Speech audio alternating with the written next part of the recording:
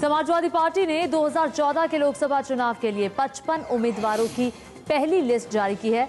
मुलायम सिंह यादव खुद मैनपुरी से चुनाव लड़ेंगे, जबकि उनकी बहू डिंपल यादव कन्नौज से ही उम्मीदवार होंगी और मुलायम के भाई राम गोपाल यादव के बेटे को फिरोजाबाद से टिकट दिया गया है। बड़ा सवाल यह है कि लिस्ट जारी करने में इतनी जल्दबाजी आखिर क्यों है। 2012 में ही 2014 के लोकसभा चुनावों की लिस्ट ये जारी हुई है। ये पहली सूची है जो समाजवादी पार्टी ने जारी की है। कुल 55 उम्मीदवारों की लिस्ट जारी की गई है।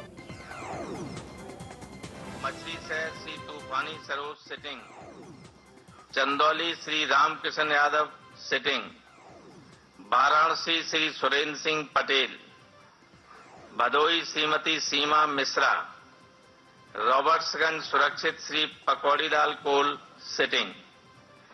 ये 55 उम्मीदवारों की पहली सूची है जो समाजवादी पार्टी ने घोषित की है। इसमें कई पूर्व एमपी हैं, कई सिटिंग एमपी हैं, कुछ एमएलए भी हैं,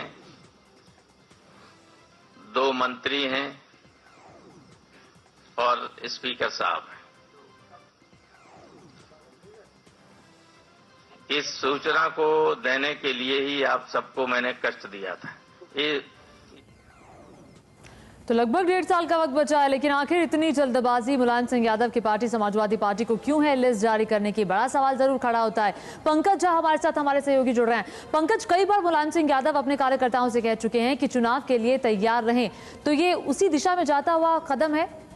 जी हाँ, मुलायम सिंह यादव बार बार कहते रहे पार्टी कार्यकर्ताओं से अपनी नेताओं के साथ बैठकों में कि उन्हें लगता है कि देश में आम चुनाव वक्त से पहले होंगे और इसीलिए लगातार कार्यकर्ताओं के साथ बैठकें करते रहे हैं। और ये पहला मौका है जब समाजवादी पार्टी ने इतनी जल्दी आम चुनाव से पहले इतनी जल्दी 80 में से उत्तर प्रदेश में लोकसभा की 80 सीटें, उनमें से 55 सीटों पर अपने उम्मीदवारों के नाम का ऐलान कर दिया। तो कहीं न कहीं मुलायम सिंह और उनकी पार्टी समाजवादी पार्टी को लगता है कि देश में चुनाव जो है आम चुनाव वो वक्त से पहले हो सकते हैं।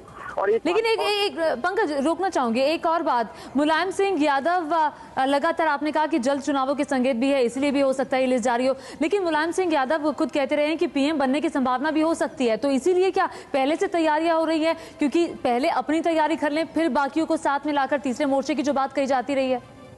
जी हाँ, ये भी एक संभावना है, क्योंकि मुलायम सिंह यादव को लगता है कि शायद इससे बेहतर मौका नहीं हो सकता है जब यूपी में उनके बेटे अखिलेश यादव मुख्यमंत्री हैं, उनकी सरकार है, और इसीलिए उन्होंने अखिलेश यादव को मुख्यमंत्री बनाया कि केंद्र की राजनीति में ज्यादा वक्त दे सके। और उन्हें लगता है कि जिस तरीके के अभी राजनीतिक हालात हैं उसमें प्रतिकूल लोकसभा की स्थिति होगी और अगर समाजवादी पार्टी को अच्छी सीटें मिल सकती हैं। उनका जोर सिर्फ यूपी ही नहीं है, यूपी से जो सटे दूसरे राज्य हैं, चाहे वो मध्य प्रदेश हो, बिहार हो, इन सब जगहों पर भी उन्हें लगता है और कि वहां से भी उन्हें लोकसभा की सीटें मिल सकती है। इसीलिए पश्चिम बंगाल में उन्होंने पार्टी की राष्ट्रीय कार्यकारिणी की बैठक भी की है।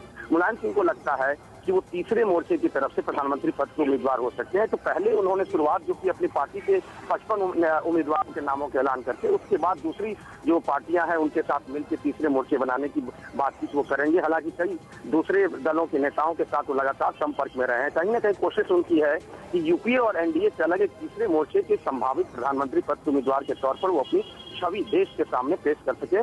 और इसीलिए अगर आप देखिए, परिवार के 4 लोग, खुद मुलायम सिंह यादव चुनाव लड़ रहे हैं, उनकी बहू डिंपल चुनाव लड़ रही हैं, उनके भतीजे अक्षय यादव फिरोजाबाद से और एक भतीजे जो सिटिंग सांसद हैं बदायूं से धर्मेंद्र यादव, इन चारों को उम्मीदवार बनाया गया। इसमें कई बाहुबली भी है। उनकी कोशिश यही है कि उम्मीदवार चाहे कैसा भी हो लेकिन वो जीत सके, जिताऊ उम्मीदवार के लिए उन्होंने तय किए हैं।